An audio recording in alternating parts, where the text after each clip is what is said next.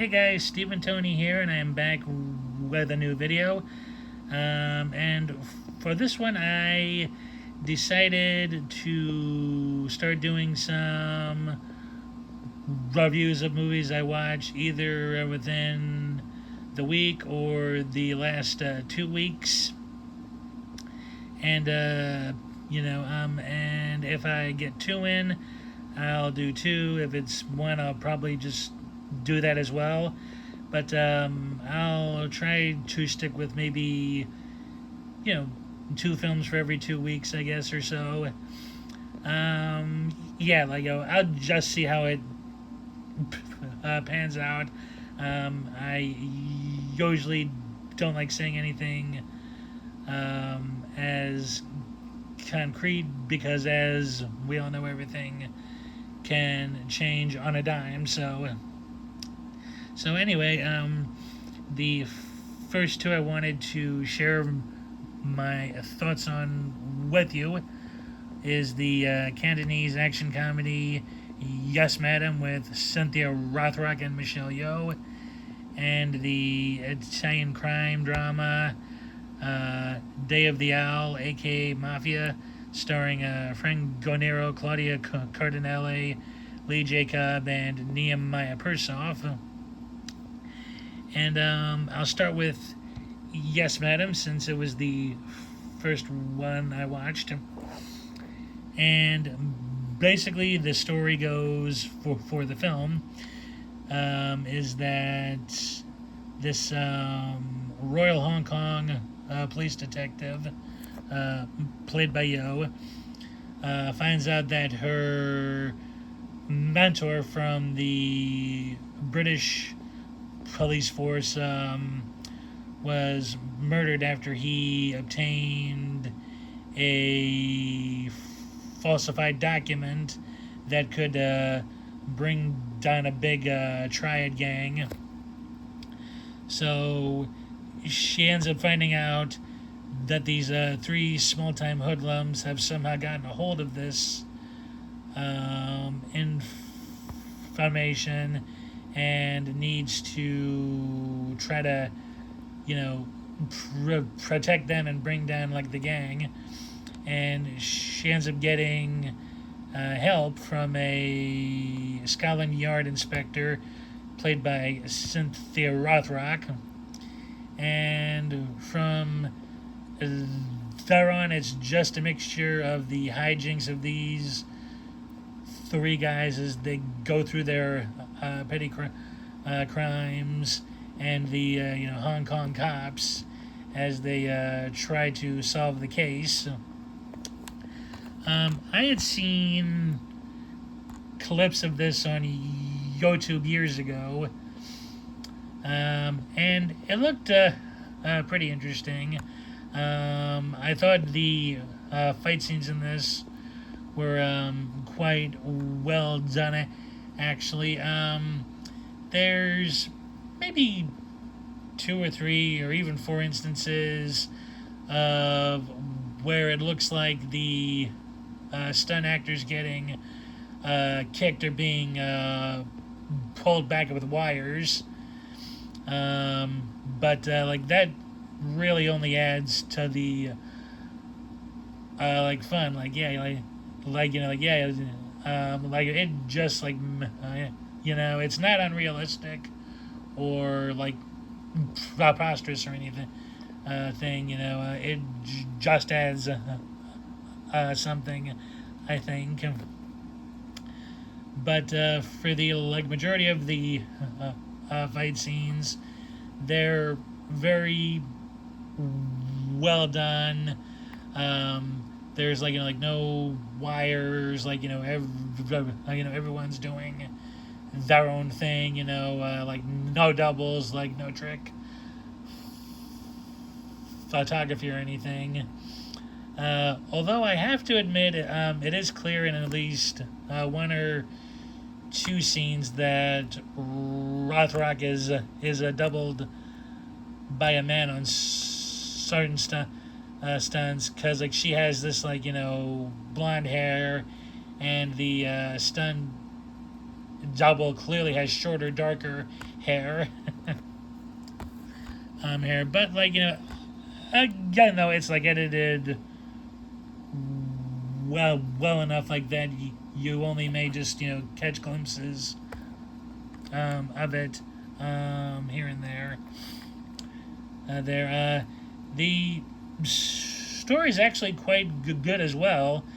It's pretty much a race against the clock film because both the cops and the gangsters are out out looking for this micro film that has a false document superimposed in the image. It's mainly an action comedy. I mean, you get the serious moments here and there towards the end, but generally it's like very light-hearted, and the pacing works really well. I do wish they had teamed up Rothrock and Yo more because they did very well, working together. Rothrock said in her interview on the special features that she and Yo brought out the best in each other on set. To keep pressing forward. To keep adding to the craft. Into the film, which I thought was really cool of her to say. But they're both excellent in this. Rothrock's first scene is amazing, where Yo and her partners are chasing down that's a guy, and he attempts to take her hostage. Rothrock, I mean, yes. And she just ends up beating the crap out of him. And that scene, she was not doubled by anybody. It was all Rothrock.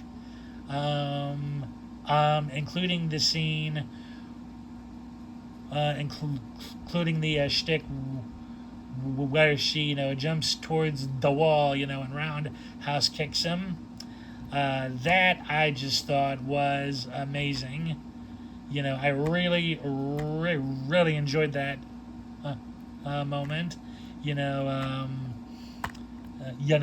She just, she always impresses me. Rothrock with her skills and such. And I am planning on getting her other Hong Kong films as well. I have this, and I have the UK, the 88 films UK edition of Righting Wrongs. So yeah. And Yo, she was great as well. She's a fine actress. And she was just, all tough. She takes no prisoners. In this, her opening thing of using a shotgun, again, that was just, oh my God, it was so badass.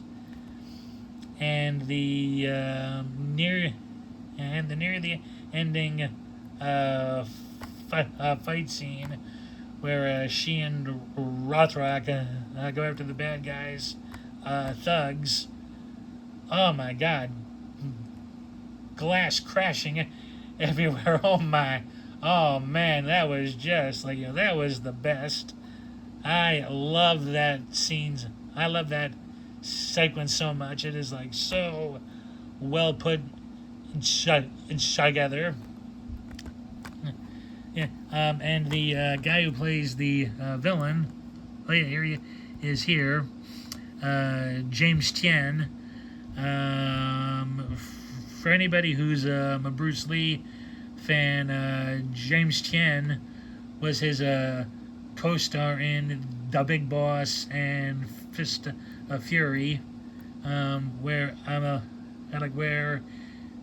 they played cousins in the first film and friends in the second one. Here he plays an ultra slimy gangster in this thing. Like he's like always smirking and laughing, thinking he's got a one up on everybody. I actually was getting a bit annoyed by his laughter towards the end, but it does show he's a good actor because he does make like you hate him. And his and what happens to him at the end. Oh man, I'm not gonna spoil it for anybody, but I did not see that coming. I was just woo. It was a very unusual way, I thought, to end a Hong Kong action cop film, but it does work. The ending does work well, I think, in it. Unfortunately, I haven't seen too many Cantonese language films. I've seen a few Mandarin ones. Cantonese, I think, is kind of a fast language a bit, like Spanish. Like sometimes you end up missing stuff in the subtitles because they talk so fast. But I am getting the hang of how it flows. So yeah, I can't wait to see more of Rothrock's stuff, and there's still a couple of Yo's I need to get and see as well. I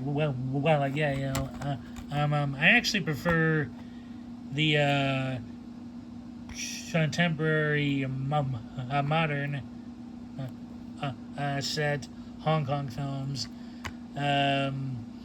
The periods are just too fantastical for me. Not that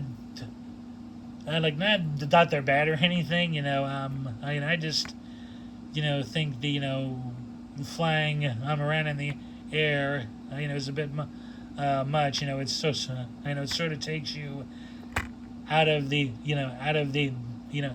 moment. It almost felt like those filmmakers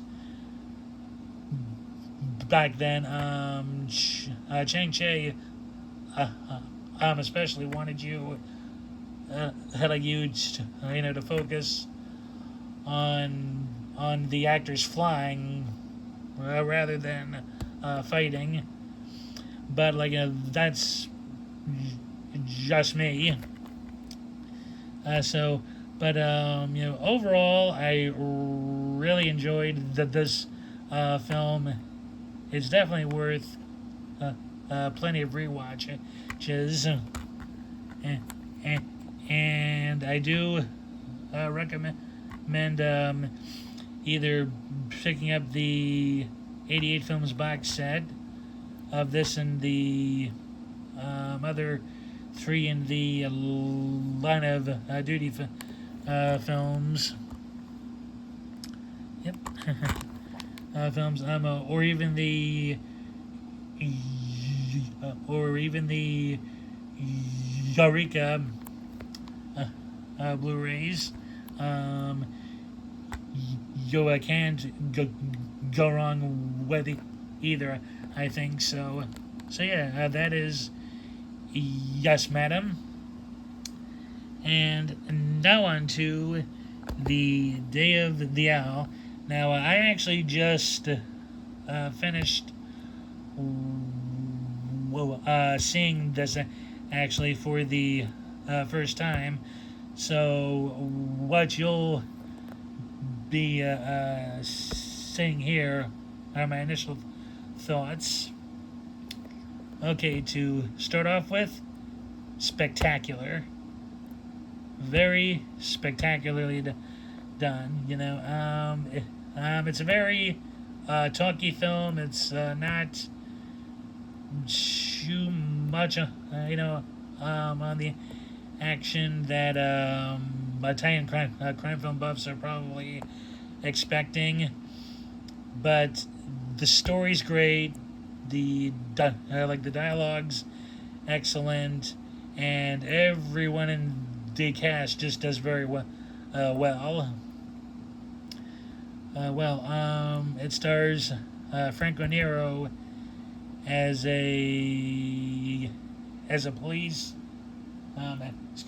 as a police inspector from the north of Italy who sent down south to Sicily to head up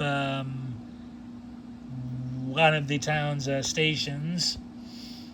And his first day there, he learns of a murder of a construction worker, and his company's ties to the mob. So he ends up seeking out information from a man's widow who was purportedly a witness, and he's also dealing with the mob boss himself, here played by Lee Jacob, and his henchman played by Nehemiah Persoff. This is exceptional. All the cast in here is great.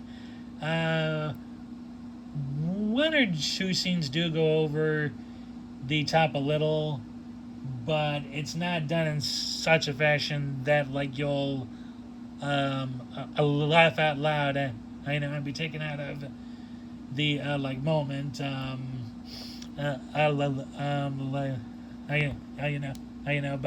But you would think, but it does have thinking. I mean, for a few minutes that the actors maybe got a little too into it, probably. But that's just me, me really. Cobb, as I said, is is great as the mob boss, and he's actually quite different from your normal mafia types. He actually truly is a man of honor in it. Even though he does illegal things, he actually sticks by what he says. And Nero got to show off his acting chops. Well, I'm in this. He's very good as the cop, who isn't afraid to play the mob at its own game, and actually getting one, and actually getting a few wins over them on that field. Now, like a few of the Damiani films I've seen, he doesn't give you this sort of ending you're probably thinking of or wanting. But here, the ending just works so well. Like it's a very unexpected ending, even for Damiani, and you'll uh, like find out what I mean when you see the film and get to I think it's the last minute, maybe last 2 minutes. There's a moment in there I was not expecting, and it just made the movie's ending work so well. Usually I'm kind of frustrated at times by by Damiani when I first like watch his films and then like and then see how he ends it ends it. But here he really impressed me. Like me, like again, uh, again, great story, great acting. The south of Italy, Sicily, especially, has never looked better on camera, I think, and is a must see. It's a must see for fans of Italian cinema, people who like crime films. It is just that well done. Oh yeah, and I'll show you the two alternate covers uh, they have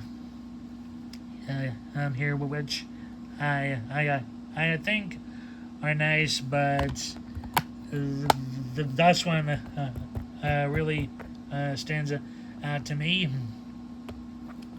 And oh yeah, I still have the disc in my player. Player. I'm actually watching the special features as of right now. So yeah, like yeah, the it goes into politics a bit at times as well, but it's not like overtly hashed out upon. It mainly focuses on the battle of wills between Nero's cop and Lee J. Cobb's underlings. So yeah, again, very very well worth the viewing. It's even worth multiple viewings just for the just for the last minute, because it really ties everything together. Yeah, and that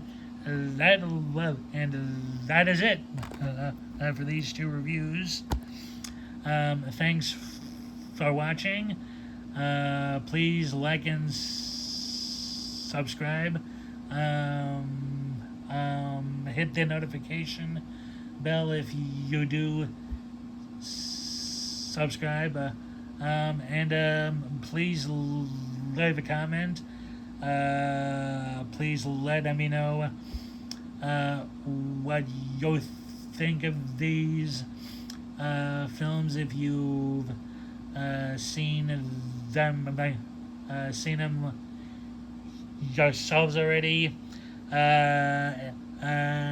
No spoilers if you can possibly do so, because I'm pretty sure there's still a few folks who haven't seen him yet.